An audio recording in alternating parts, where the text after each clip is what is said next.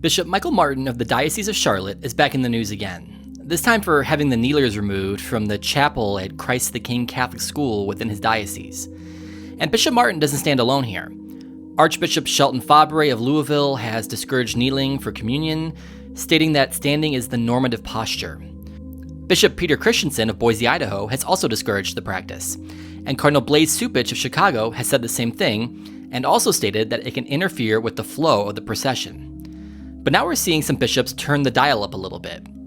Archbishop Jorge Eduardo Lozano of Argentina has forbidden First Communicants from kneeling for the Eucharist in his archdiocese. He wrote, "In the celebrations of the sacraments of Christian initiation, catechumens of any age will receive Holy Communion only standing and in the hand."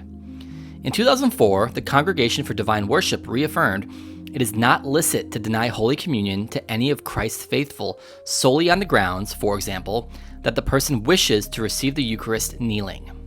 So here's what I'm wondering. When this Archbishop commands that new Catholics stand for communion, he's setting himself up to be defied. And what if someone still chooses to kneel? Will they be denied? And if they're denied, will there be anyone to back them up? We know the Vatican has already decreed that nobody is to be denied communion based on how they want to receive it. But we also know that Catholic prelates who push the envelope towards modernism tend not to get punished. You can celebrate a mass with a woman or refer to same-sex relationships as Eucharistic, and if anything, you'll probably just get promoted.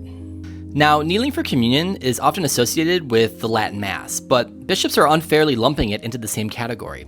The Second Vatican Council did not actually address the issue of how communion was to be received.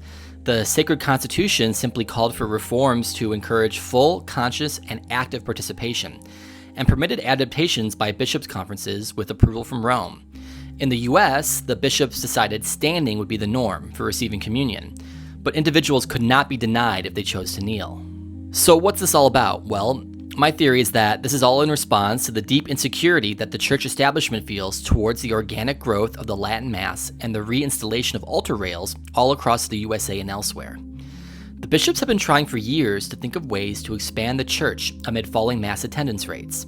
They thought, well, what if we relax the rules, make Mass shorter, ease the rules on cremation, ease the rules on the number of mandatory church days? But the trends kept going downwards. And now, without any grand overarching strategy or mass participation playbook, Latin Mass communities are thriving. The way to bring people into the church turns out to be the exact opposite way that has been tried since the 1970s. And I think that rather than coming to terms with this, there has been a backlash from the modern wing of the church. The church has tried everything in their power to be flexible as a means of being inclusive and growing the faith. We've seen the Vatican approve the Zaire Rite and the Amazonian Rite. We've seen the Pachamama at the Vatican. Pope Francis would fall over himself to bring these people into the church because he wants to be a big tent. And there's something to respect about that. But not when it only applies one way. But the SSPX, which has over 600,000 members strong, and who fully embrace the tradition of the church, get looked at as if there's something wrong with them. But here's the thing. As long as we keep removing the kneelers and destroying the Latin Mass communities, the Roman Catholic Church will only suffer, and the SSPX will continue to grow. So let us pray for Bishop Martin and hope that they can actually make the church the big tent that they claim to want.